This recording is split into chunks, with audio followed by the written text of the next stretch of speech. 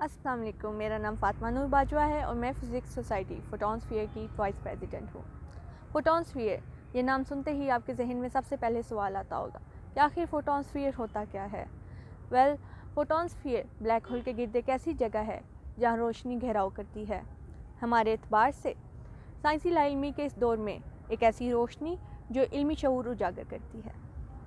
आज हम लोग अपनी सीरीज़ नशिस्त की पहली एपिसोड के लिए यहाँ जमा है, जिसके गेस्ट स्पीकर डॉक्टर मंसूरुर रहमान हैं। डॉक्टर मंसूरुर रहमान कायद-ए-आज़म यूनिवर्सिटी इस्लामाबाद के फ़िज़िक्स डिपार्टमेंट में एसोसिएट प्रोफेसर हैं।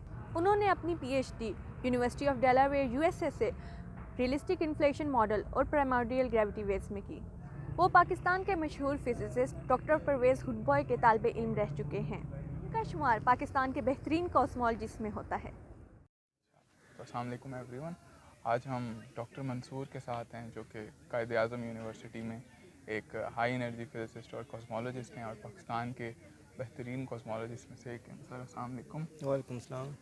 सर, अब हम आपका इंटरव्यू करेंगे तो आपसे हम आपकी अर्ली लाइफ के बारे में स्टार्ट करते हैं क्वेश्चनिंग करना। तो सर आप बताएं, शुरू में आपने कहाँ से तालीम हासिल की और क्या शुरू में भी आपका मैथमेटिक्स और फिज़िक्स में इंटरेस्ट था?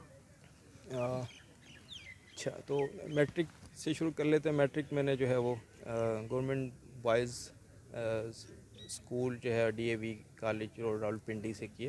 रावलपिंडी से मेरी पैदाइश है। उसके बाद अपने ख़ानदान में रिलेटिवली मेरे मार्क्स अच्छे थे, तो गॉर्डन कॉलेज में एडमिशन हुआ। गॉर्डन कॉलेज से प्री इंजीनियरिंग, और फिर उसके बाद प्री इंजीनियरिंग के बाद स्कोर इतने अच्छे नहीं थे कि किसी इंजीनियरिंग यूनिवर्सिटी में एडमिशन मिलता, तो फिर बीएससी शुरू कर दी वहीं से गार्डन कॉलेज से।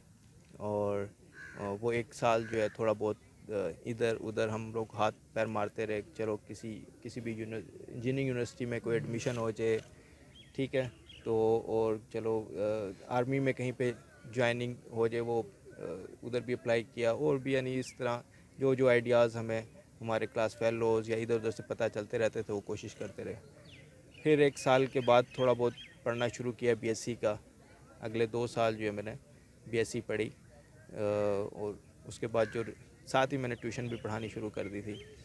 तो ट्यूशन मेनली मेरी जो एक इम्प्रूवमेंट आई मेरी अंडरस्टैंडिंग में फ़िज़िक्स के लिहाज से या और भी साइंस के सब्जेक्ट के लिहाज से, वो ट्यूशन से आई, जिसमें मैट्रिक लेवल पे, फिर एफएससी लेवल पे, और जब मैंने एग्ज़ाम दे दिए बीएससी के, तो बीएससी का मैथमेटिक्स ख़ास तौर पे मैंने पढ़ाया। तो बीएससी के जो मार्क्स आए मेरे, वो सेकंड डिवीज़न थी। सेकंड डिवीज़न तो स्टूडेंट जो मेरे से पूछते कि सर आपने रिज़ल्ट नहीं बताया। शर्म के मारे मैंने उनको बताया नहीं। मैंने फिर इरादा किया, मैंने कहा मैं पीएससी इम्प्रूव करूँगा, ठीक है। तो गार्डन कॉलेज के एक टीचर से बात हो रही थी वहाँ, मैंने उनको बताया तो कोई पागल ही होता है जो बीएससी इम्प्रूव करता है, हम तो एफएससी का सुना हुआ है। तो खैर मैंने बीएससी का फिर दोबारा से जो है वो एग्ज़ाम दिए, और फिर मैथमेटिक्स में ख़ास तौर पर, क्योंकि डबल मैथ था मेरा, डबल मैथ फिज़िक्स, मैथमेटिक्स में काफ़ी मैंने जो है वो मेहनत की। और वही मैं दोबारा उसको कर कहूँगा कि मेरी ट्यूशन जो मैंने पढ़ाई वहाँ पे, उससे मेरे काफ़ी जो है मैथमेटिक्स के कंसेप्ट अच्छे बन गए, और मैथमेटिक्स में एक नेचुरली टेंडेंसी बन गई मेरे इंटरेस्ट की जो है। तो वहाँ से फिर मेरे जो है तकरीबन 150 मार्क्स जो है वो इम्प्रूव हुए। इसमें एक और चीज़ थी, यहाँ पे मेरा दोस्त था, उसके जो अंकल थे वो यहाँ पढ़ते थे एमबीए में। जब हमारे मार्क्स आए, हमारे दोनों की सेकंड डिवीज़न थी, तो उन्होंने गाइडेंस है ना कि आपको गाइडेंस कहाँ से मिलती है, उन्होंने कहा कि अगर तुम्हारी सेकंड डिवीज़न है, सारी उम्र तुम्हें तंग करेगी सेकंड डिवीज़न, तुम्हें जॉब्स में हर जगह पे, तो तुम लोग जो है इसको देख लो। तो वो भी एक जहन में बैठ गया था। तो खैर वो वहाँ पे मार्क्स इम्प्रूव किए, और फिर यहाँ पे कायद यूनिवर्सिटी में पहुँच गए हम लोग। और उसमें फिर आगे ये है कि यहाँ पे अप्लाई किया, और 3 डिपार्टमेंट्स में मैंने अप्लाई किया, इलेक्ट्रॉनिक्स में और फ़िज़िक्स में और मैथमेटिक्स में। और अप्लाई करते हुए प्रायोरिटी ऑर्डर मैंने वही रखा जो यहाँ का मेरिट हमें पता था कि किसका ज़्यादा है, इलेक्ट्रॉनिक्स का ज़्यादा है, फ़िज़िक्स का और मैथ का। मैथ में मेरा इंटरेस्ट था, ठीक है, लेकिन मैं मैथ में ये हुआ कि मैंने एडमिशन से पहले ही पंजाब यूनिवर्सिटी का जो फर्स्ट ईयर का मैथ था वो सारा का सारा सॉल्व कर लिया, ठीक है, नोट्स वगैरह कलेक्ट करके। और मुझे थोड़ा सा लगा कि मैथमेटिक्स सेल्फ उसमें थोड़ी सी बड़ी काफ़ी खुश्की सी, ड्राइनेस सी है, ठीक है। तो खैर ये थोड़ी सी समझे कि इनिशियल कंडीशंस थी। जब मैंने अप्लाई किया, और फिर मेरा खैर एडमिशन इलेक्ट्रॉनिक्स में नहीं हुआ, जो कि मैं अब इस स्टेज पे समझता हूँ कि बहुत ही अल्लाह ताला की तरफ से मेहरबानी हुई, और फिज़िक्स में हो गया। फ़िज़िक्स डिपार्टमेंट का मुझे इतना ज़्यादा नहीं पता था कि यहाँ इसकी क्या फेम है, कुछ इतना ज़्यादा नहीं पता था फ़िज़िक्स का। तो फिज़िक्स में मेरा एडमिशन हो गया। इवन मेरे स्टूडेंट जो मेरे से मैथमेटिक्स पढ़ते थे ट्यूशन में, वो भी बड़े हुए कि आपने सर मैथमेटिक्स में क्यों नहीं आपने फर्स्ट प्रायोरिटी रखी है और ये वो। तो ये सिचुएशन रही। और सर जब आप फिर इधर इस डिपार्टमेंट में आ गए तो कौन से ऐसे इन्फ्लुएंशियल फिगर्स थे जिन्होंने यहाँ पर आपको बहुत इम्प्रेस किया और आपको कैसे लगा कि ये वाकई मैं सही जगह पर फिज़िक्स में सही आ गया हूँ? हाँ, इसके बाद जो फिज़िक्स का इंटरेस्ट हुआ वो यहाँ के टीचर्स से हुआ। ठीक है, तो यहाँ के टीचर्स का, इनमें से एक टीचर का थोड़ा सा मुझे इंट्रोडक्शन जो है वो इससे पहले हो गया था। वो थे प्रोफेसर रियाजुद्दीन। ठीक, तो यहाँ पे सटर टाउन कॉलेज में एमएससी शुरू हुई थी और कायदे यूनिवर्सिटी के एडमिशन 3 मंथ्स लेट थे, तो मैंने वहाँ भी एडमिशन ले लिया। वो पंजाब यूनिवर्सिटी के अंडर थी। तो वहाँ पे एक प्रोफेसर थे, उन्होंने बताया हमें कि क्वांटम मैकेनिक्स जो है वो किसी को समझ नहीं आती। वो क्वांटम मैकेनिक्स पढ़ाते थे। वो कहते क्वांटम मैकेनिक्स जो है वो आज तक किसी को समझ नहीं आई, और मैं जिस तरीके से आप लोगों को क्वांटम मैकेनिक्स की जो चीज़ें लिखता हूँ, इसको आपने एज इट इज़ याद करना है। तो हमने उनका नाम ही एज इट इज़ रख दिया था। कहते ये आज तक किसी को समझ। फिर उन्होंने करके हाँ, लेकिन 2 भाई हैं, जुड़वा भाई ट्विंस हैं, जिनको जो है जिन्होंने बुक लिखी है क्वांटम मैकेनिक्स की, प्रोफेसर रियाजुद्दीन और फयाजुद्दीन। तो फर्स्ट टाइम मेरे यहाँ इससे ताल्लुक़ रखने वाले कुछ प्रोफेसर्स का इंट्रोडक्शन हमारे कान में पड़ गया था। ठीक है, अब यहाँ पे यकीनन परवेज़ साहब भी बहुत मशहूर हैं इस तरीके से, उनका नहीं पता था। तो खैर फर्स्ट सेमेस्टर में हमें जो काबिल ज़िक्र किस्म के जो टीचर जो मिले, उनमें सबसे नंबर 1 जो है प्रोफेसर खुर्शीद हसनैन थे, जो कि सुपर कंडक्टिविटी और मटेरियल साइंस से रिलेटेड है, उनकी रिसर्च नैनो टेक्नोलॉजी वगैरह से रिलेटेड। तो उनका जो है वो इलेक्ट्रोडायनेमिक्स का कोर्स वो पढ़ाते थे। और मुझे आज भी याद है कि पहला लेक्चर हुआ तो हमारी सारी क्लास जो काफ़ी घबरा गई। मेरे साथ एक और दोस्त बैठा हुआ था। उसने जो है वो खुर्शीद हसनैन साहब से पूछा, सर वो एग्ज़ाम में जो है वो थ्योरी आएगी या न्यूमेरिकल्स? तो उन्होंने कहा व्हाट न्यूमेरिकल्स, प्रॉब्लम्स होंगे, तुम लोगों को प्रॉब्लम सॉल्व करने पड़ेंगे। फिर उसे मेरे कान में क्या कहता, यार ये बंदा हमें मरवा देगा। तो वहाँ से हमें इंट्रोडक्शन हुआ, अच्छा ये जो है फ़िज़िक्स कैसे सीखी जाती है, प्रॉब्लम्स जो हैं ये सॉल्व होते हैं। ठीक है, और उसमें मेरी मैथमेटिक्स की जो अंडरस्टैंडिंग, जो एक बेसिक्स बन गई थी, वो बड़ी काम आई। मैं बहुत ज़्यादा कोशिश करता था हर चीज़ को मैथमेटिकल वे में करने का। और ख़ास तौर पे खुर्शीद हसनैन साहब जिस तरीके से फ़िज़िक्स बताते हैं, बड़ा ही यूनिक किस्म का, और वो हमारे लिए एक ब्लेसिंग थी। उन्होंने बड़े शौक़ से हमें पढ़ाया और हमने भी बड़े शौक़ से सीखा। तो वो पहले थे। और उसके बाद फर्स्ट सेमेस्टर में एमएमपी डॉक्टर अरशद मजीद मिर्ज़ा जो थे, उन्होंने पढ़ाई। उन्होंने बहुत हमारी एक जो है वो इम्प्रूव की हमारी अंडरस्टैंडिंग की मैथमेटिकल फ़िज़िक्स की। तो ये फर्स्ट सेमेस्टर में ये 2 टीचर जो काबिल ज़िक्र। और सेकंड सेमेस्टर से फिर हमें प्रोफेसर रियाजुद्दीन ने पढ़ाना शुरू किया, जो कि मुल्क से बाहर चले गए थे घर से, और इस डिपार्टमेंट के वो फर्स्ट में डायरेक्टर भी रहे। तो उन्होंने क्वांटम मैकेनिक्स पढ़ाई हमें, क्वांटम मैकेनिक्स 1, फिर क्वांटम मैकेनिक्स 2, फिर एमएससी 4th में पार्टिकल फ़िज़िक्स। फिर हम जब एमफिल में आए तो उन्होंने हमें quantum field theory 1, quantum field theory 2 पढ़ाई। एमएससी में हमने जो है वो परवेज़ साहब से नहीं पढ़ा, जो काफ़ी मशहूर है। तो वो एमफिल में आके परवेज़ साहब से हमने पढ़ा। तो एमफिल के जो 2 सेमेस्टर थे, उसमें एक में परवेज़ साहब ने हमें जो है एडवांस क्वांटम मैकेनिक्स पढ़ाई, और दूसरे में जो है ग्रुप थ्योरी। तो ये टीचर्स हैं प्रोफेसर रियाजुद्दीन और परवेज़ सूद भाई और खुर्शीद हसनैन। इनमें से 2 जो है मेरी फील्ड से बहुत ज़्यादा रिलेटेड हैं। खुर्शीद हसनैन साहब को छोड़ के परवेज़ साहब और प्रोफेसर रियाजुद्दीन दोनों पार्टिकल फ़िज़िक्स से इनका ताल्लुक़ है। प्रोफेसर रियाजुद्दीन जो है वो स्टूडेंट है डॉक्टर अब्दुल सलाम के, और इस तरह परवेज़ साहब को तो कोई तारुफ़ की ज़रूरत नहीं है। तो ये वो लोग थे, इनकी पर्सनैलिटी, इनकी एथिक्स जो है, इनको देख के, और ख़ास तौर पे इसमें ये जो फील्ड है जिस पे मैं काम करता हूँ, पार्टिकल फ़िज़िक्स एंड कॉस्मोलॉजी, इसके अंदर मैथमेटिक्स बहुत ज़्यादा यूज़ होती है।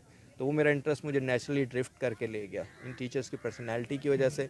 कुछ मेरा अपना जो है कि मैं मैथमेटिक्स में जाता हूँ, ऐसी चीज़ें हों जिसमें ज़्यादा मैथमेटिक्स हो, और फिज़िक्स के कंसेप्ट इन लोगों के बहुत अच्छे। फिर इनका जो है वो आप समझें कितने वो मशहूर अपने यानी फील्ड्स में इन्होंने एक नाम कमाया। तो ये सारी चीज़ थी जो नेचुरली लेके गई। मेरी पूरी क्लास में शायद 40 की क्लास थी, उसमें 2 से 3 बंदे जो है स्टूडेंट्स जो वो इस तरफ आए। बाकी सारे स्टूडेंट्स जो है वो कुछ ने तो मैं ख्याल वो एमफिल नहीं किया, और जिन्होंने किया वो तो और फील्ड्स की तरफ गए। एमफिल भी आपने इधर से ही किया? हाँ, एमएससी के बाद एमफिल भी यहाँ से किया। एमएससी कर ली तो बस समझा कि बस बहुत बड़ा काम कर लिया, बस अब आगे क्या करना। तो एमफिल के भी पहले सेमेस्टर में वही सिचुएशन थी कि अब क्या है, क्योंकि कई टीचर्स जो हैं वो क्योंकि बाहर से भी स्टूडेंट आते हैं तो वो चीज़ों को रिपीट करते हैं। जो यहाँ से एमएससी जिन्होंने की होती है, जैसे आप लोग बीएस करोगे तो वो आपको लगता है ये रिपीटिशन सी हो रही है। तो सिर्फ परवेज़ साहब के जो कोर्स थे और रियाज साहब के कोर्स थे उसमें मैं अच्छा खासा जो वो स्ट्रगल करना पड़ता था। वो थी जो एक नई चीज़ हमें सीखने का मौका मिलता था। और मैथमेटिक्स को मज़ीद जो है वो कहते हैं फ्लोरिश किया और ज़्यादा पॉलिश करने का मौका मिला परवेज़ साहब के साथ रह के। एक डिफरेंट अंदाज में उनकी मैथमेटिकल स्किल्स जो हैं वो हमें सीखने का मौका मिला।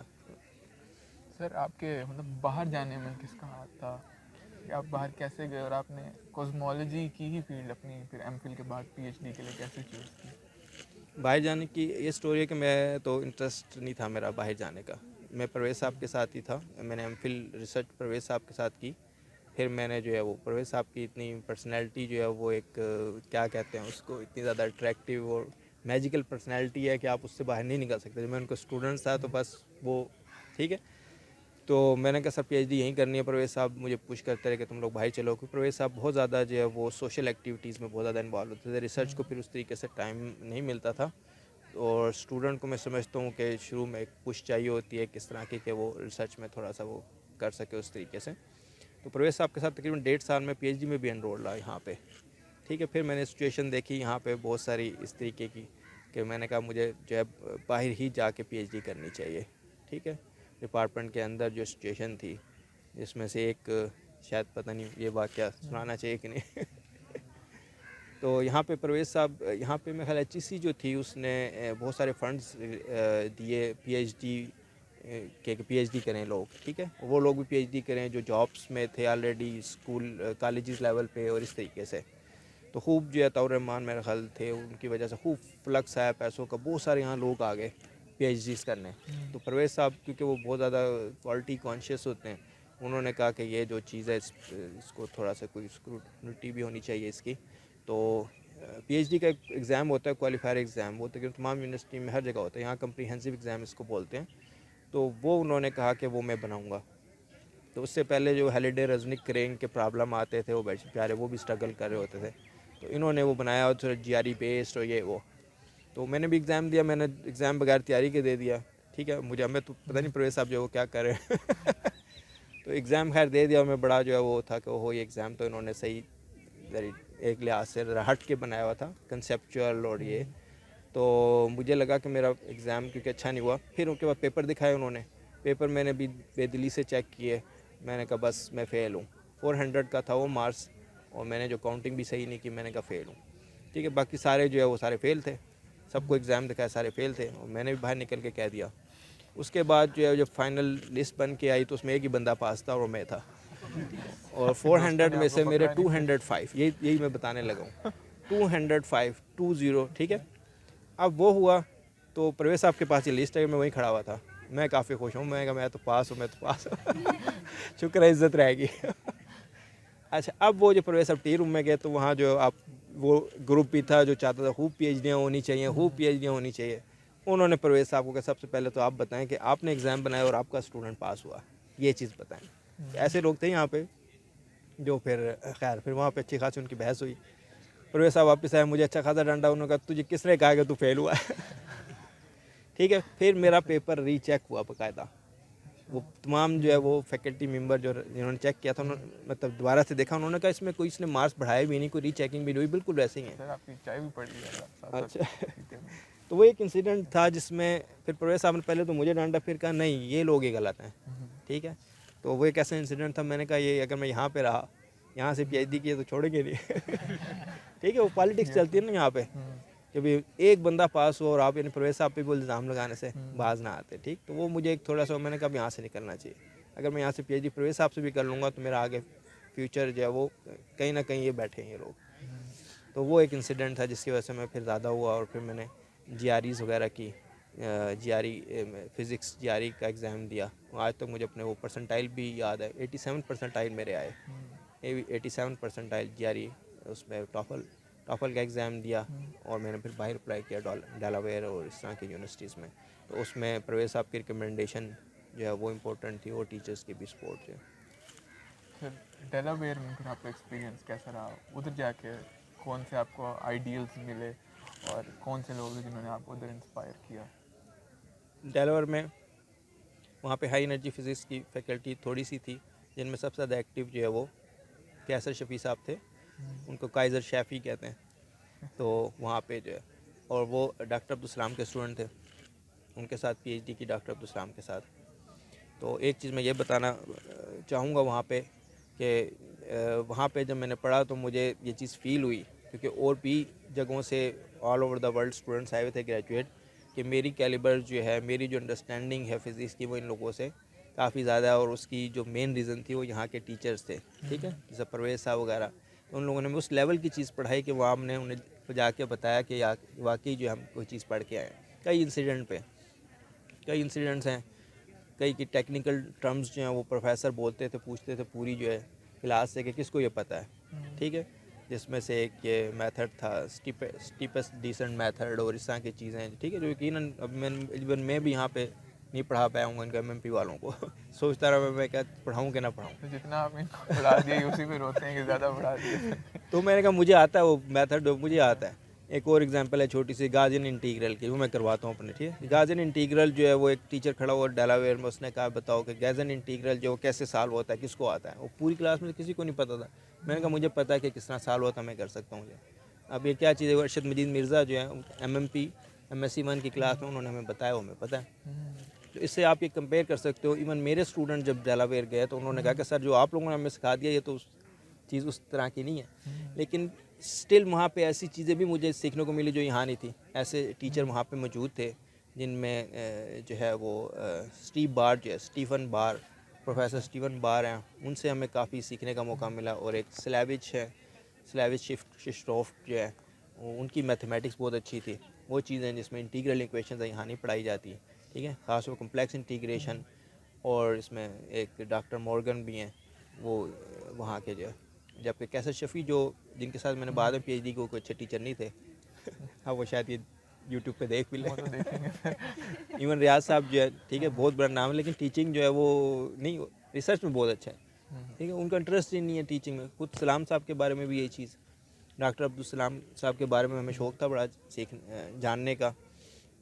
एक दफ़ा डॉक्टर फ़हीमुल हसन जो कि ICTP में होते थे, उनके स्टूडेंट रहे हैं, वो यहाँ पे आए डिपार्टमेंट में, और मैंने उनसे जो शौक़ में बड़ा पूछा कि सर सलाम साहब के साथ आपकी काफ़ी इंटरेक्शन थी, हमें बताएं उनके बारे में। तो उन्होंने कहा, ये सबसे पहला जो सेंटेंस बोले वो कहते he was a very bad teacher तो वाकई वो थी, वो सारी जो है वो कहते हैं हमारी ग्रुप थे। और फिर एग्जांपल दी उन्होंने कि वो ग्रुप थ्योरी की क्लास थी और पहले लेक्चर में उन्होंने डिनकन डायग्राम्स जो हैं वो शुरू कर दी बनाना, ठीक है। मैं यहाँ ग्रुप थ्योरी का पढ़ाता हूँ कोर्स, और कहीं आखिर में जो अच्छा खासा डिफ़िकल्ट कोर्स है, आखिर में जाके कहीं मैं इनको डिनकन डायग्राम्स का बताता हूँ, ठीक है, जो बेचारे बिल्कुल एग्जॉस्ट हो चुके होते हैं। तो वो उन्होंने वहाँ से वो चीज़ शुरू की। तो ये है कि कुछ लोगों का रिसर्च में इस तरीके से बन जाती है चीज़। इसके मुकाबले में यहाँ पे परवेज़ साहब और वहाँ पे स्टीवन बार जो है वो उनकी रिसर्च भी अच्छी थी, और टीचिंग में भी लोग उन्हें पसंद करते थे, वो चीज़ें सिखाते थे और डिलीवर करते थे। तो ये एक चीज़ थी वहाँ पे। सर मतलब फिर आपके कोर्सेज के मुताबिक सवाल करूँ, अभी तक मतलब मैंने जितनी भी फिजिक्स और मैथमेटिक्स पढ़ी है ना, सबसे ज़्यादा डॉन्टिंग मैथमेटिक्स मुझे ग्रुप थ्योरी की ही लगती है, जो मतलब मैंने खुद सेल्फ स्टडी में भी देखा है। तो सबसे ज़्यादा मुश्किल मुझे ग्रुप थ्योरी की जो मैथमेटिक्स है ना वो लगती है। तो आपके लिए कोई ऐसा कोर्स था जो आपने अपनी पूरी BS से और एंड तक जो किया, जो आप कहते हैं बस ये ना हो बाकी कुछ भी चलेगा? एक कोर्स है शायद थ्रू आउट लाइफ जो है वो ऐसा है जिसकी वो थोड़ी सी कहते हैं ना ग्रिप, एक कंफर्टेबल फील करने की सिचुएशन वो नहीं होती। और मैं अक्सर जो पढ़ाता हूँ कोर्स तो मैं बताता हूँ, और वो आपका जो है ये स्टैटिस्टिकल फिज़िक्स का कोर्स है, थर्मल एंड स्टैटिस्टिकल, ठीक है। वो हर दफ़ा लगता है समझ आ गई, लेकिन कुछ छोटी सी भी चीज़ जो है वो कभी सामने आती है, लगता है ये कुछ समझ नहीं आई। तो फिर मुझे लगा शायद मैं यूनिक हूँ। तो मुझे एक और शख्स ने बताया कि बाल चांदर ने एक बहुत बड़ा फिजिक्स क्वांटम ग्रेविटी का, क्वांटम ग्रेविटी अच्छी खासी डिफ़िकल्ट किस्म की फील्ड है, तो वो भी जो है वो भी उसकी फीलिंग्स भी हैं। कहते ये कोर्स जब पढ़ाते हैं बिल्कुल पता नहीं चलता कि हमें जिनसे एक ग्रिप उस तरीके से नहीं होती। तो ये कोर्स कह सकते हो। अदरवाइज़ ग्रुप थ्योरी की बात करो, ग्रुप थ्योरी तो समझो कि मेरा फेवरेट कोर्स है, लेकिन यहाँ स्टूडेंट जो है वो अगर जो ऑप्शनल कोर्स अगर पढ़ने के लिए तैयार होते हैं तो मैं ऑफ़र करता हूँ, और 2-3 दफ़ा मैं पढ़ा चुका हूँ ग्रुप थ्योरी का कोर्स। शुरू में मैंने एमएमपी में भी ग्रुप थ्योरी पढ़ाई। अब उसके काफ़ी अरसे तक जितनी दफ़ा भी मैंने एमएमपी का कोर्स पढ़ाया है, एमएससी लेवल पे मैंने ग्रुप थ्योरी टच नहीं की।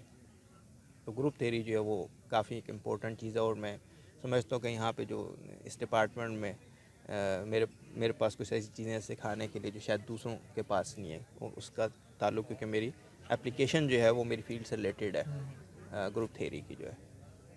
सर आपकी फील्ड में बहुत ज़्यादा ग्रुप थ्योरी यूज़ होती है कॉस्मोलॉजी में, मैंने आपके पेपर्स वगैरह भी देखे हैं उससे भी। तो सर आपका फिर यहाँ पर प्रोफेसर जब आप यहाँ पर आए, अभी वैसे आपने हमें कैजुअली भी थोड़ा सा बताया, लेकिन उसके बारे में थोड़ा सा और बता दें। जब आपने पीएचडी अपनी की तो वहाँ से फिर यहाँ आने का प्रोसेस क्या था, या आपका क्या वहाँ पर भी रहने का ही दिल किया कि बस यहीं पर ही वहाँ लाइफ है? यकीनन वहाँ लाइफ बहुत अच्छी है। तो मैं जब यहाँ आया तो मैं अच्छा खासा एनर्जेटिक था। मैंने कहा हर बंदे को ज़बरदस्ती डंडे के साथ मैं भेजूँगा वहाँ यूएसए। तो मैं तो हर जो है वो क्लास को जीआरई के बारे में बताता था। इवन स्टूडेंट मुझे कहना शुरू हो गया कि सर आप हमें क्यों बताते हैं जीआरई। तो मैं इनको बताता हूँ, मैंने कोई हमें किसी ने कुछ नहीं बताया। इवन मैंने अपनी एमएससी कर ली, मुझे जीआरई का पता ही नहीं था। एमफिल में एक स्टूडेंट हमारा एक सीनियर था, वो कहता मैं जीआरई की तैयारी कर रहा हूँ। मैंने उससे पूछा वही क्या, ये क्या होता है? तो मैं बता रहा हूँ हम इतने इग्नोरेंट थे। तो मैंने कहा कि मैं अपने स्टूडेंट्स को बताऊं कि यकीनन यहाँ पे बीएससी फिज़िक्स करना स्टूडेंट्स की अंडरग्रेड में प्रियॉरिटी नहीं होती। तो मैंने उनको बताया कि जो चीज़ तुम अगर कोई मिस करके आए हो, इंजीनियरिंग अपना कैरियर मिस करके आए हो, कोई और कैरियर मिस करके आए हो, यहाँ तुम्हें मैं एक ऐसी चीज़ बताऊँगा जो उससे भी ज़्यादा होगी ज़बरदस्त। ठीक है, तो मैं थोड़ा सा अपना रिसर्च के हवाले से बता दूँ वहाँ पर। तो मैंने रिसर्च डेलावेयर में जो है वो प्रोफेसर कैसर शफ़ी के साथ शुरू की, जो कि डॉक्टर अब्दुल सलाम के स्टूडेंट थे। तो वो काम करते थे पार्टिकल फ़िज़िक्स और कॉस्मोलॉजी के जंक्शन पे। पार्टिकल फ़िज़िक्स जो है वो फ़िज़िक्स है ऑफ वेरी स्मॉल, और कॉस्मोलॉजी है फ़िज़िक्स ऑफ वेरी लार्ज। तो ये दोनों जिस चीज़ जहाँ पे आके मिल जाते हैं तो वो उस पे काम करते थे। इवन थोड़ा सा उनको बता देता हूँ कि डॉक्टर अब्दुल सलाम जो है वो कॉस्मोलॉजी को सीरियस नहीं लेते थे। थ्रू आउट लाइफ उन्होंने इसको इतना कोई अहमियत नहीं दी, वो पार्टिकल फिज़िक्स पे ही काम करते रहे। ये इनके स्टूडेंट थे, इनको मौका मिला बाकी लोगों के साथ कोलैबोरेट करके कि इन्होंने कॉस्मोलॉजी एक्सप्लोर की। तो इनके पास फिर दोनों चीज़ें थी, और मैंने रिसर्च की तो इन्होंने भी मुझे ऐसी ही चीज़ों पे काम करवाया जिसमें आप पार्टिकल फिज़िक्स भी कर सकते थे, कॉस्मोलॉजी में बड़ा खुश हूँ कि फील्ड बड़ी इंटरेस्टिंग है इस लिहाज से। काम करते हुए आप यानी इंजॉय करते हो, ऐसी कोई बोरिंग चीज़ नहीं है इसके अंदर, बहुत ज़्यादा इंटरेस्टिंग है। तो इसमें ख़ास तौर पे अर्ली यूनिवर्स में एक्सेलरेटेड एक्सपेंशन है, एक बहुत तेज़ी के साथ यूनिवर्स एक्सपेंड हुई जिसको हम इन्फ्लेशन कहते हैं। हम उसके मॉडल्स बनाते हैं, और मॉडल्स जो है वो पार्टिकल फ़िज़िक्स का नॉलेज यूज़ करते हैं, पार्टिकल फ़िज़िक्स के मॉडल्स पे बेस करते हैं वो मॉडल्स।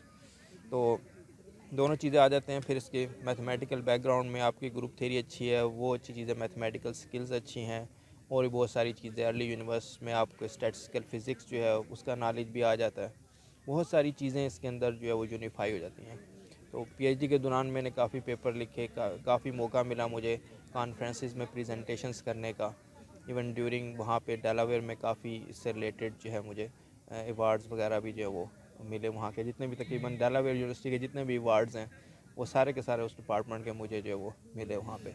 इसके बाद आगे पोस्ट डॉक, तो पोस्ट डॉक जो है मेरी स्विट्ज़रलैंड से है, यूनिवर्सिटी ऑफ बाज़ल से। वहाँ पे स्टेफन आंटूश थे, वो भी इसी तरह की फील्ड्स पे काम करते थे। उधर गया मैं 2011 में मैंने पीएचडी की, तो 1 साल वहाँ पे वो जॉब भी, वो पोस्ट डॉक्टरल पोजीशन जो है वो 2+1 की थी, यानी 2 साल के बाद 1 साल की एक्सटेंशन। तो 1 साल के अंदर ही मुझे जो है, जब यहाँ पे चेयरमैन थे डॉक्टर खुर्शीद हसनैन साहब, उन्होंने कहा कि तुम जो है वो हमने एडवर्टाइज़ किया तो तुम अप्लाई करो, क्योंकि मैंने पहले से उन्हें कहा था मैं इंटरेस्टेड हूँ इस डिपार्टमेंट को ज्वाइन करने। इस डिपार्टमेंट को, फिर इस डिपार्टमेंट कायद यूनिवर्सिटी को ज्वाइन करने के रीज़न, जो सबसे बड़ी रीज़न मेरे पास थी, वो यहाँ के वो टीचर्स जो हमने अपनी बीइंग स्टूडेंट जो है उनको देखा, उनको आइडलाइज़ किया कि यहाँ पे मैं ऐसी जगह पे जाऊँगा जहाँ परवेज़ हूद भाई जो है, ठीक है, जैसे टीचर, प्रोफेसर रियाजुद्दीन जैसे, प्रोफेसर खुर्शीद हसनैन जैसे टीचर जो है वो पढ़ाते थे। तो कितनी एक ऑनर की बात है कि मैं यहाँ पे फैकल्टी मेंबर बन के आऊँ, और ये चीज़, तो ये चीज़ थी, ठीक है। तो यकीनन कई लोग जो है वो इसमें, जो मेरे वहाँ दोस्त वगैरह थे, वो इसमें खुश नहीं थे कि तुम जो सही इतनी अच्छी अपॉर्चुनिटीज़ वहाँ की छोड़ के जो है यहाँ जाओ जो है। मैं कह नहीं, वो तो यूनिवर्सिटी बस उसकी तुम बात ही ना पूछो। वो तो हमारा जो है तो खैर फिर मैंने अप्लाई किया और 1 साल के अंदर मेरी जॉब हो गई। ठीक है, तो प्रोफेसर जो कहता, मैं जो वहाँ का प्रोफेसर था जिसके साथ मैं पोस्ट डॉक कर रहा था, उसने कहा मैं खुश भी हूँ कि तुम्हें जॉब मिल गया, तुम जा रहे हो, लेकिन मैं उसमें कि तुमने 1 साल हमारे साथ रिसर्च की, तुम और काम करते। तो वो मेरे साथ खुश था, उसने काफ़ी मुझे मेरे काम को बार बार कहा कि मैं तुमसे काफ़ी खुश हूँ जो तुम यहाँ पे रिसर्च कर रहे हो। तो उसके बाद मैं यहाँ पे एज असिस्टेंट प्रोफेसर आया। चेयरमैन जो है डॉक्टर खुर्शीद हुसैन थे, तो 6 साल एज असिस्टेंट प्रोफेसर यहाँ पे मैंने गुजारे। उसके बाद खुर्शीद साहब के पास डॉक्टर ज़काउल्लाह और भी लोग आते रहे थोड़े थोड़े टेन्योर के बाद। उसके बाद मैं एसोसिएट प्रोफेसर, और अब जो है वो फुल प्रोफेसर की तरफ का सफ़र जो है वो जारी है। अच्छा, तो सर आप जीआरई के बारे में बताना चाह रहे थे, जीआरई के इम्पोर्टेंस के बारे में। जी हाँ, जीआरई का यही है कि मैं अंडर ग्रेड लेवल तक, चलो पाकिस्तान इवन प्रवेश साहब इस चीज़ से एग्री करते हैं कि यहाँ पे वो कोशिश करते हैं कि अंडर ग्रेड जो है फ़िज़िक्स और इन जनरल जो एजुकेशन का लेवल है वो ऊपर जाए, और उनका पॉइंट ऑफ व्यू ये है कि ग्रेजुएट लेवल के लिए आप बाहर ही जाओ तो ज़्यादा। तो मैं भी उसको यकीनन इनकरेज करता हूँ, अपने स्टूडेंट्स को भी इनकरेज करता हूँ कि एक और वर्ल्ड है जो आपका इंतज़ार कर रही है, जिसको मैं कहता हूँ लैंड ऑफ अपॉर्चुनिटीज़, जहाँ पे आप ना सिर्फ एजुकेशन जो है के पॉइंट ऑफ व्यू से अपनी प्यास बुझा सकते हो सीखने के अमल से, इवन जो है वो आप अर्निंग के पॉइंट ऑफ व्यू से भी बहुत ज़्यादा वहाँ पे अपॉर्चुनिटीज़ हैं। तो वहाँ पे एजुकेशन फ्रेंडली किस्म का माहौल है। ठीक है, वहाँ जो मैंने टाइम गुजारा उसके कई मैं चीज़ें बता सकता हूँ। अगर कोई एक्सपेरिमेंटल फील्ड वाला है, यहाँ पे उसको कई मुश्किलात पेश आएंगी, कभी लाइट चली जाएगी, कभी जो उसको स्पेसिमेन चाहिए जिसको एनालाइज़ करना चाहता है वो नहीं मिलेगा, और भी कई किस्म की मसाइल हैं।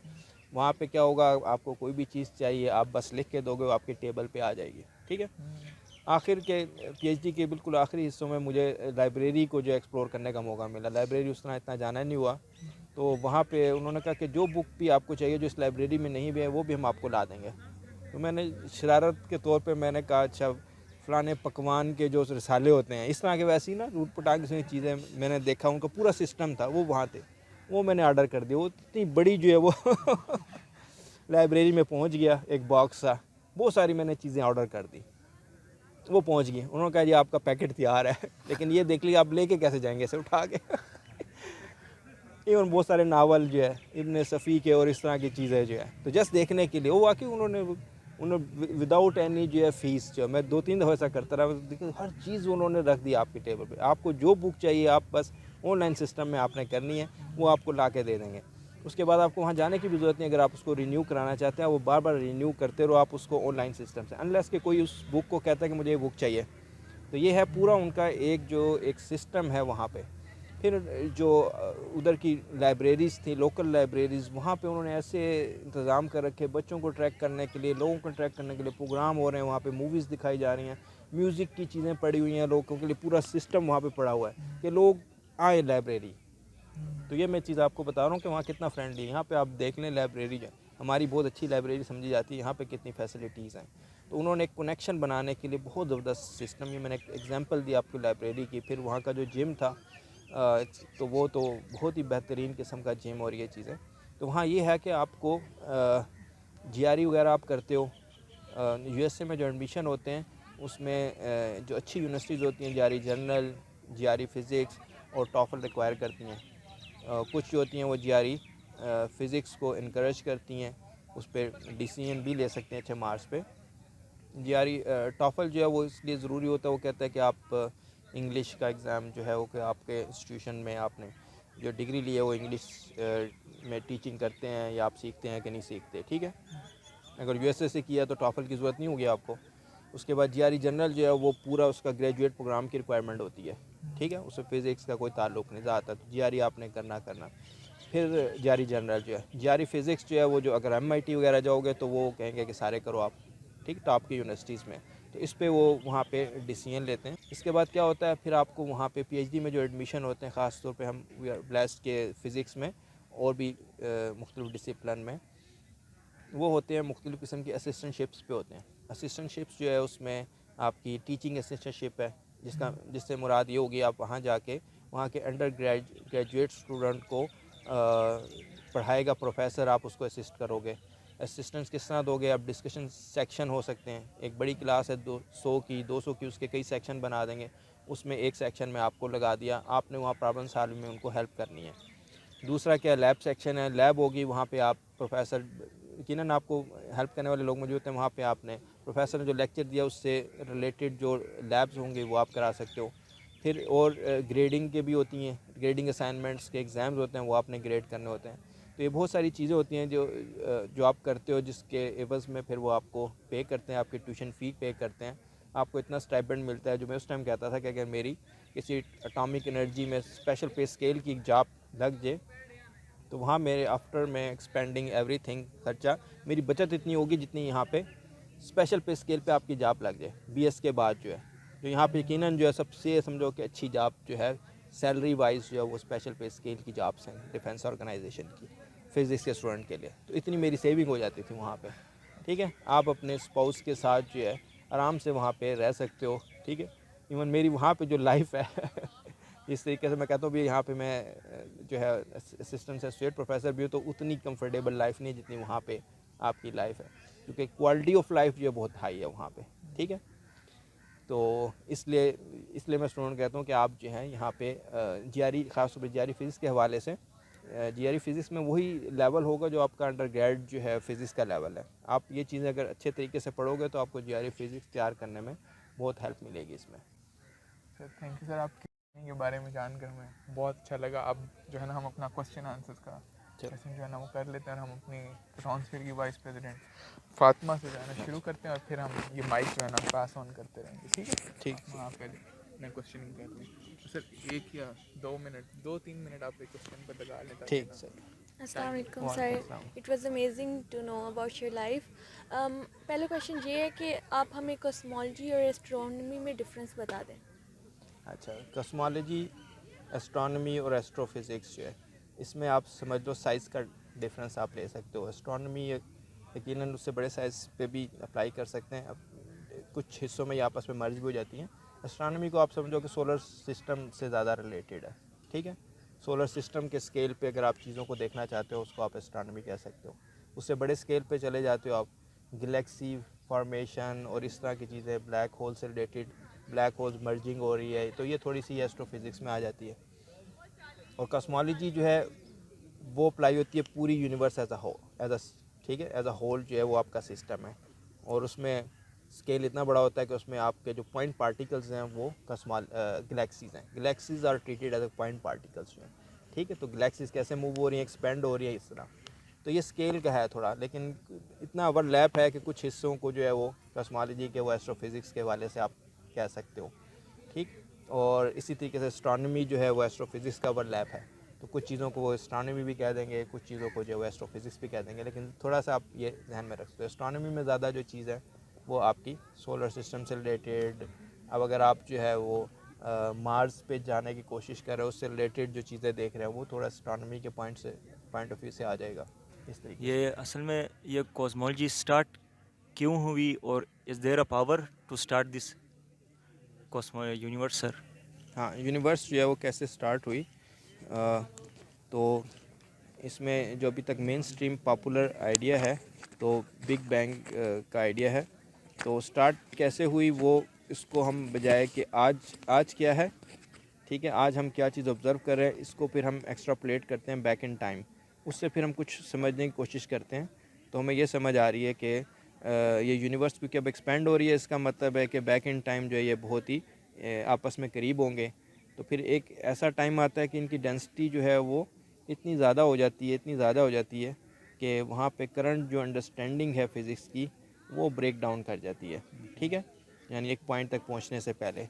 तो वो टाइम, वो डेंसिटी सब वो आप प्लांक 3 चीज़ों की मदद से वो उनको एस्टिमेट कर सकते हो। और वो 3 चीज़ें हैं आपकी क्वांटम मैकेनिक्स, रिलेटिविटी और ग्रेविटी।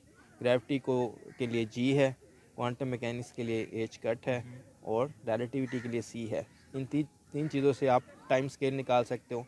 10⁻34 प्लांक टाइम निकलता है। तो उसके जब आप करीब पहुंचते हो तो आपकी करंट अंडरस्टैंडिंग जो है फिज़िक्स की वो ब्रेक डाउन हो जाती है, क्योंकि उसमें क्वांटम इफ़ेक्ट्स ग्रेविटी के इम्पोर्टेंट बन जाते हैं। ठीक है, तो अगर यही है चीज़ तो वहाँ पे एक पॉइंट ऑफ व्यू ये कहा जा सकता है कि आपकी टाइम जो है वो भी फ्लक्चुएट करना शुरू कर देगा, ठीक है। टाइम जब फ्लक्चुएट करेगा, स्पेस फ्लक्चुएट करेगी, क्या चीज़ इधर है, क्या चीज़ उधर है, इसके बारे में आप, ठीक है, अनसर्टेनिटी आ जाएगी, क्या चीज़ आगे है, क्या चीज़ पीछे है, क्या चीज़ ऊपर है, क्या चीज़ नीचे है। तो टाइम में भी क्या चीज़ पहले है, क्या चीज़ बाद में है, वो डिस्टॉर्ट हो जाएगी। तो एक पॉइंट ऑफ व्यू है कि वहाँ जाके एक क्वेश्चन जो है कि क्या आप इससे पहले क्या है, वो भी अपने मीनिंग्स खो देगा। तो एक पॉइंट ऑफ व्यू है। कुछ लोग पसंद नहीं करते इस सिंगुलैरिटी को, वो क्या कहते हैं, वो कहते हैं बिग बैंग नहीं हुआ था, जैसे ये करीब आना शुरू हुई यूनिवर्स, फिर एक, ठीक है, इसके अंदर कुछ ऐसी चीज़ मौजूद थी जिसकी वजह से ये बाउंस हो गई, ठीक है। तो फिर बाउंसिंग कॉस्मोलॉजी है, वो फिर इस तरह कहते हैं कि बिग बैंग हुआ, big bounce, big bang, big bounce, इस तरह करके ये सिलसिला चलता आ रहा है। वो सिंगुलैरिटी को दूर कर देते हैं, वो कहते हैं कब से यूनिवर्स थी और कब तक रहेगी, तो पूरी जो चीज़ है वो इस तरीके से चलेगी, ठीक। को नो सिंगुलैरिटीज़, उसमें भी इश्यूज़ हैं उस इंटरप्रिटेशन में कि इस चीज़ को मेंटेन करना इतना आसान नहीं है। इस चीज़ में ये इशू है कि यहाँ पे सिंगुलैरिटीज़ आती हैं t=0 पे, ठीक है। तो वो एक मतलब जब सिंगुलैरिटीज़ आती हैं तो आपके पास फिज़िक्स नहीं है, आपके पास अल्फाज नहीं है उसको बयान करने के करंट अंडरस्टैंडिंग जो। ये फिज़िकल कॉस्मोलॉजी इतनी इम्पोर्टेंस तो रखती है, उतना ही ये रिलीजियस कॉस्मोलॉजी भी इतना ही इम्पोर्टेंस रखती है कि सर रिलीजियस कॉस्मोलॉजी क्या चीज़ है? सर रिलीजियस जैसे कि वो गॉड से रिलेटेड ये जो रिलीजियस लोग वो बता देते हैं हमें। हाँ, उसमें किसी पर्सपेक्टिव में आप बात कर सकते हो। जैसे अब अगर कुरान के हवाले से बात किया जाए तो उसमें ये यानी कि एक सपोर्टिंग किस्म की चीज़ तो मिलती है कि जैसे कि पहले ये ज़मीन और आसमान जो मिले हुए थे, फिर हमने इन्हें जुदा कर दिया। तो मुझे ये चीज़ लगती है हाँ भाई ठीक है, एक्सपेंशन जो हो रही है यूनिवर्स की उससे कंसिस्टेंट है, ठीक है। सर ये कुरान पे हाँ, सूरह निसा का आयत नंबर 30 में ये लिखा हुआ है कि हमने इस यूनिवर्स कायनात को गोले के फटने से वजूद में लाया होगा। तो इससे भी मुझे थोड़ा सपोर्टिव आइडिया मिल जाता है बिग बैंग के हवाले से। हाँ, इन गोले वाले नहीं, बस इतना मुझे पता है, ठीक है। ज़मीन और आसमान मिले हुए थे, इसको जुदा कर दिया, ये चीज़ है, ठीक है। इससे थोड़ा आपको सपोर्ट मिलती है। एक मैं वाक़या में बताया तो इसमें तो एक दफ़ा हमारे एक टीचर ने जो है यहाँ पे इस डिपार्टमेंट में वो क्वेश्चन किया, बताओ कि सूरज जो है वो मूव करता है कि नहीं करता, यानी ज़मीन और सूरज के लिहाज से ना। सब ने कभी ज़मीन मूव करती है, मैंने कह दिया जी सूरज होता है, सूरज मूव करता है उनको बताओ तुम कैसे कह रहे हो सूरज जो है वो मूव करता है।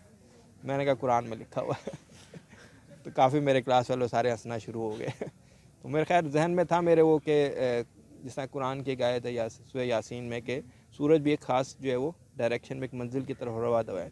तो आज ये चीज़ कोई इतनी मुश्किल नहीं है, आप देख लो कि सूरज की सारी चीज़ें घूमती हैं और सूरज जो है वो गैलेक्सी में वो भी मूव कर रहा है, ठीक है। फिर सारी ये चीज़ आती है कि विद रिस्पेक्ट टू व्हाट, ठीक है, कि ना अगर मैं यहाँ बैठा हूँ तो बाकी चीज़ें मेरे रिस्पेक्ट से तो मूव कर रही हैं, ठीक। तो अब यहाँ पे कॉस्मिक माइक्रोवेव बैकग्राउंड रेडिएशन एक ऐसा जो है वो आपका फ्रेम वर्क बन जाता है जिसके रिस्पेक्ट से आप बाकी चीज़ों को देख सकते हो वो मूव कर रही हैं। पूरी यूनिवर्स में एक बैकग्राउंड मौजूद है, कोई चीज़ भी उसके रेफरेंस से अगर वो मूव करेगी तो उसमें रेड शिफ्ट आएगा। तो उस रेड शिफ्ट उन चीज़ों को मैयर करके आज आप पूरे बता सकते हैं कि ये जो चीज़ है with respect to cosmic microwave background radiation move कर रही है। आप जाके विकिपीडिया में देख सकते हो कि सन किस तरीके से मूव कर रहा है, अर्थ की क्या है, सब आप जो है वो कर सकते मैथ हो। में जो चीज़ें पढ़ते हैं हमें काफ़ी मतलब एब्स्ट्रैक्ट सी चीज़ें लग रही होती हैं और उस वक्त तो मतलब हमें समझ आ रही होती है। लेकिन हाँ जब हम देखते हैं ना फिज़िक्स में भी मतलब वो चीज़ें ना उस तरह से यानी हमें नज़र आती हैं, तो सर मतलब उसमें ये चीज़ अजीब लग रही होती है कि मैथ्स उन फिज़िक्स में मतलब क्यों अप्लाई हो रही होती है। यानी वो तो एब्स्ट्रैक्ट चीज़ें हमें समझ आ रही हैं, लेकिन उन चीज़ों को पहले जैसे कैसे पता कि यानी मैथ्स अप्लाई हो रही है। और हाँ, ये चीज़ है कि मैथमेटिक्स जो है वो किस तरीके से फिज़िक्स को एक्सप्लेन कर रही है, वो क्यों अप्लाई हो रही है, और मैथमेटिक्स जो है वो बहुत एब्स्ट्रैक्ट है। इस पर यहाँ परवेज़ साहब ने भी टॉक दी थी, और टॉक जो है वो एक ऐसे टाइटल पे बेस है जो कि विगनर ने जो है वो उस पर बात शुरू की थी कि why mathematics is so effective जो है इन डिस्क्राइबिंग दिस यूनिवर्स जो है, ठीक, कि मैथमेटिक्स इतनी इफ़ेक्टिव क्यों है। अगर देखा जाए तो मतलब वो इस तरह लगता है कि फ़िज़िकल वर्ल्ड को डिस्क्राइब करने के लिए एक ही लैंग्वेज है हमारे पास और मैथमेटिक्स ही है। तो एक पॉइंट ऑफ व्यू यही है तुम्हारा कि वो क्यों है इतनी ज़्यादा जो इफ़ेक्टिव जो है। यकीनन थोड़ी सी इस चीज़ को देखा जाए तो वो सारी चीज़ जो है वो आपकी रीज़न और लॉजिक पे बेस है। मैथमेटिक्स सारी रीज़न और लॉजिक पे बेस है, और ये भी जो है आपकी पूरी यूनिवर्स वो उसी असूल पे चल रही है, रीज़न और लॉजिक पे जो है, ठीक है। तो इसकी सारी क्रिएशन और सारी जो एवोल्यूशन है वो, और इसको हमने काफ़ी एक्सपीरियंस भी किया है, ठीक। तो ये एक पज़ल है, इस क्वेश्चन का आंसर है कि एक पज़ल है, ठीक है। तो मैंने इसका जो है वो थोड़ा सा और रुख जो है वो देखा। परवेज़ साहब ने जब टॉक दी कि वाई मैथमेटिक्स सो इफ़ेक्टिव, मैंने कहा सर आप देखें इसको एक और अंदाज से कि मैथमेटिशियंस ने इतनी मैथमेटिक्स जो है वो बनाई है, इतनी मैथमेटिक्स बनाई है कि आप सोच नहीं सकते, ठीक, पता नहीं क्या क्या बनाया हुआ है। उसमें आप समझे कि पूरे समंदर में से एक कतरा जो है वो आपने यहाँ पे अभी लगाया है फिज़िकल वर्ल्ड पे। तो इस लिहाज से अगर पूरी प्रॉपर्टी निकालें तो ये तो बहुत ही इनफेक्टिव लगती है ठीक है, कि इतनी सी लगी और इतनी सारी जो लगी वो इसलिए ऐसा है कि आप तुक्के मार रहे हैं, ठीक है, और एक हिट लग गया तो शायद वो इस चीज़ को बड़ा माइंड करता है। मैंने वहाँ ये नहीं कहा तुक्के मारे तो अब वो सारी की सारी जो चीज़ें उनके मैथमेटिक्स की जो अपनी वर्ल्ड है उसके हिसाब से लॉजिक एंड रीज़न पे बेस करती है, ठीक है। लेकिन ज़रूरी नहीं है कि हर चीज़ जो हर थेरी आप बनाए जो लॉजिक और रीज़न पे बेस करिए वो इस वर्ल्ड को भी डिस्क्राइब करे, ठीक है। तो इस लिहाज से देखा जाए लेकिन तो इसकी अहमियत आपको इनफेक्टिवनेस नज़र आती है। लेकिन एक और लिहाज से देखा जाए तो आपके पास कोई और लैंग्वेज ही नहीं है आपको, ठीक है, फिज़िकल वर्ल्ड को डिस्क्राइब करने के लिए और कोई लैंग्वेज ही नहीं है, तो फिर इसकी कितनी अहमियत नज़र आती है और क्यों है वो आपका क्वेश्चन है वो, ठीक है। मेरा नहीं ख्याल कोई शायद जवाब दे पाया होगा इसका कि यही क्यों है सिर्फ, और किसी और चीज़ से हम क्यों ना कर सकेंगे। काशी भी ढूंढेगा जवाब। When people ask us what we are doing and we tell them we are doing physics, we often get confused looks and they tell us, what's the point in doing physics? Like, there is no scope. Especially, I think that's a problem in the global south. So, what I wanted to ask was, did you get the same problem, like questions as well when you were studying? Did people ask you why are you doing physics, and what kind of answer do you think is the best to give? कहते हैं कि That engineering is- में चले जाओ, medical में ये वो, physics का कोई स्कोप नहीं। आपको ये क्वेश्चन आते थे और आप हमें क्या इसका अब बताओ इंग्लिश में दूँ कि उर्दू में? अब इंग्लिश में दे दें। Okay. So, I mean, if you are talking about in Pakistan, so scope for every field is same because, I mean, you should have some connection with industry or something like that. So here, I mean, there is no industry. So whether you do plasma physics or maybe biology or any other thing, because there is not much, I mean, going on in this country, I mean, towards the application of what you are learning in the academia. But in USA, you have industries. So there, I mean, if you are doing physics, I mean, like my colleagues, I mean, who did PhD in material science and things like that, they got jobs, I mean, in Intel and G Motors and different, I mean, different companies, and they are getting highly paid, I mean, about, I think, 100K, above 100K salaries per year. So yeah, so that's my answer. Yeah. Thank you, sir.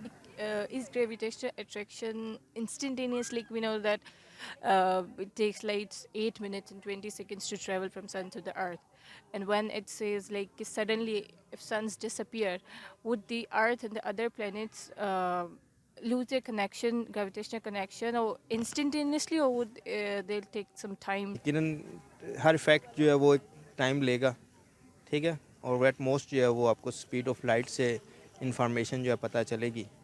तो सन की जो अर्थ पे effect है gravity का वो तकरीबन 8 minute तक तो वो लगेगा, उसे कोई रस्सी से बंधा हुआ है अर्थ। जब उसे पता चलेगा कि मैं 8 मिनट के बाद कोई ग्रेविटेशनल पुल नहीं है, ठीक है, और बाकी प्लैनेट्स के ग्रेविटेशनल पुल अगर मैं ख़त्म कर दूँ तो वही है कि रस्सी आप काट दो एक चीज़ को घुमाई है तो मेरे ख्याल में वो सीधा जाएगा फिर।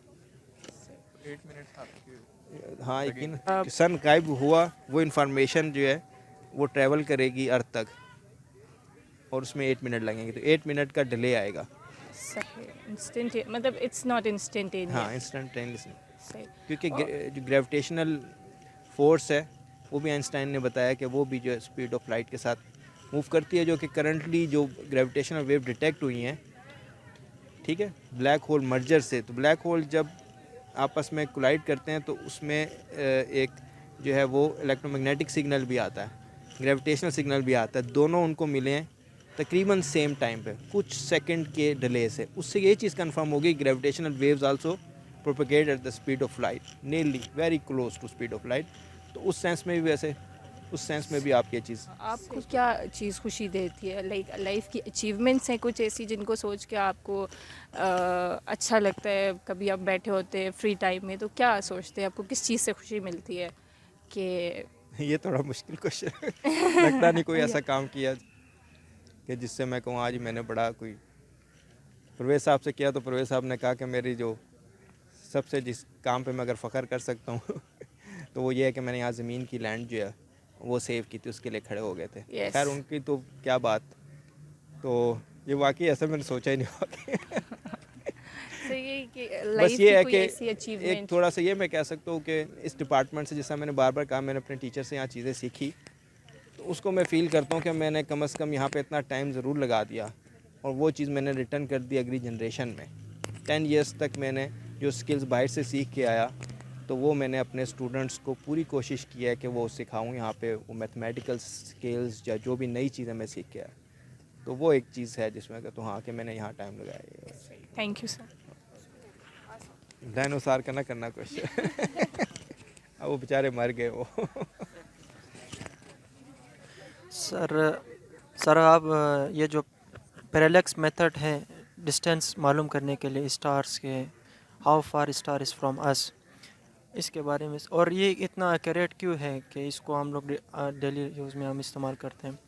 और दूसरा सर आप प्लंक टाइम, प्लंक लेंथ और प्लंक मास के बारे में कुछ बताइए। प्लांक अच्छा पैरेलैक्स मेथड जो है वो नज़दीक के स्टार्स के लिए अच्छा काम करता है। ठीक है, पैरेलैक्स मेथड ये होता है कि आप किसी चीज़ को देख रहे हो, ठीक है, अब इस आंख से देखते हो, फिर इस आंख से देखते हो, तो उसमें एक थोड़ा सा उसकी पोजीशन में फ़र्क आता है, तो फिर थोड़ी सी ज्योमेट्री यूज़ करके आप अंदाज़ा लगा सकते हो। अगर स्टार बहुत ज़्यादा दूर होगा, वो ऑब्जेक्ट बहुत दूर होगा, तो फिर उसमें फ़र्क उतना ही कम आएगा। तो करीब के जो हैं ऑब्जेक्ट्स उनके लिए यूज़ कर सकते हो। फिर एस्ट्रोनॉमी में उससे आगे के लिए और तरह की चीज़ें यूज़ होती हैं डिस्टेंस को मेजर करने के लिए, जिसमें साइफेड पैरामीटर्स जो हैं वो यूज़ होते हैं और अदर थिंग्स जो हैं वो यूज़ होती हैं। पूरी एक लैडर जो है वो इसकी है, कॉस्मिक लैडर डिस्टेंस के लिए, जो कि मैं ख्याल तुमने शायद वो बनाई भी थी, उसकी जो है एक टाक। ठीक है, तो ये चीज़ें, तो अब और मेथड, सोफिस्टिकेटेड मेथड आते हैं। और प्लांक लेंथ, प्लांक टाइम, ये सारी चीज़ ये है कि वो क्या स्केल है लेंथ के हिसाब से, टाइम के हिसाब से, मैथ्स के हिसाब से, जहाँ पे आपके जो फंडामेंटल कांस्टेंट्स हैं वो समझो कि यूनिफाई हो जाते हैं। ठीक है, असल में तो समझो कि आप एच कट और सी जो है वो क्वांटम मैकेनिक्स और रिलेटिविटी को कंबाइन करती है, तो क्वांटम फील्ड थ्योरी बनती है। तो अभी तक हम ग्रेविटी को इस फ्रेमवर्क में नहीं समझ पाए, बाकी तीन फोर्सेस को समझ पाए। तो जब हम कर लेंगे तो जी भी शामिल हो जाएगा। तो जी, एच कट, सी वो हमें बताएगा एनर्जी स्केल, लेंथ स्केल, जहाँ पे ग्रेविटी भी बन जाएगी as important as other forces. तो और फिर यहाँ पे आप सिंपल डायमेंशन एनालिसिस करके आप एक टाइम निकाल सकते हो, आप लेंथ निकाल सकते हो। ठीक है, इनकी पावर्स एडजस्ट करके एच कट, जी, सी की, तो वो आपको बताती है। टाइम निकल के आता है 10⁻34, जहाँ पे ग्रेविटी की क्वांटम थ्योरी इंपॉर्टेंट बन जाएगी, जो कि अभी हमें नहीं जानते। और फिर इसी तरीके से मैथ्स की वैल्यू है और एनर्जी की इलेक्ट्रॉन वोल्ट्स में जो है वो 10⁻19 गीगा इलेक्ट्रॉन वोल्ट, इस तरीके से। तो इनकी अहमियत ये है इन ऑब्जेक्ट्स की, जहाँ पे आपकी quantum field theory, quantum description of gravity जो है वो आपको उसकी ज़रूरत पड़ेगी। ठीक है, हम मतलब जितनी भी चीज़ें पढ़ते हैं हमें ना, मतलब बहुत कम लोग मिलते हैं जिनके नाम पे हमें चीज़ें मिलती हैं, और वो आपस में कंटेम्प्रेरीज भी होते हैं। जिस तरह न्यूटन पढ़ते हैं तो उसके बाद लेबनिट्ज़ और गाउस वगैरह, और ये मतलब ऐसे लगता है कि टाइम पे होते हैं। और इसके बाद 19वीं सदी में भी आइंस्टाइन, प्लांक और ये सारे। सर ऐसा क्यों होता है कि मतलब, और पुराने अगर फिलोसफर्स भी देखें तो अरिस्टोटल, फिर उसका प्लेटो, और वो मतलब एक चेन सी चली आ रही होती है। सर ऐसा क्यों होता है कि कोई खास कम्युनिटी में कोई थोड़ा सा टाइम आता है जो आपस में कंटेम्प्रेरीज होते हैं, वो कोई मतलब बहुत ज़्यादा डिस्कवरीज कर रहे होते हैं, और उसके बाद बड़े अरसे बाद, यानी, और जहाँ पे डिस्कवरीज हो भी होती हैं वो एक छोटा सा ही एरिया होता है जिनके बारे में हम पढ़ते भी हैं। तो ये वैसे माहौल का ज़्यादा होता है या मतलब? हाँ, ये अच्छा क्वेश्चन है। यकीनन आप देखो कि यूरोप में जो है वो एक रेवोल्यूशन आया एक टाइम के बाद, जो डार्क एजेस के बाद रेवोल्यूशन आया, तो फिर वो सारे जो है एक इस तरह की चीज़ बनी कि वो साइंस की तरफ जो है मुतवज्जो हुए। तो वहाँ पे तो मैं तो यही समझता हूँ फिर कि वो पूरी चीज़ जो है उसमें कि अब वो एक पूरी कौम जो है वो उठना शुरू हो रही है, तो वो हर एस्पेक्ट्स को देख रही है, ना सिर्फ वो अपनी इकॉनमी और बाकी चीज़ों को, तो उसमें साइंस भी जो है इवॉल्व होती है। तो वो अवेयरनेस आई है, तो फिर सब जो है उसमें शामिल नज़र आते हैं। फिर वो कि उस एरिया से वो लोग साइंसदान और ये वो जो चीज़ें ये मिलती है। तो बस यही मैं कह सकता हूँ कि उस पूरी नेशन की एक ग्रोथ हो रही है, तो उसमें हर लिहाज से आपको एक इम्प्रूवमेंट नज़र आती है। तो ये चीज़ है सारी जो। जहाँ तक मैं समझाऊँ आपका question. Thank you so much sir, आपने हमें You're ज्वाइन welcome. किया और इतनी इंटरेस्टिंग टॉक रही हमारी। इंशाल्लाह विल होप के soon will arrange this another talk on cosmology where we can dig deeper into the topic. So thank you so much. Thank you.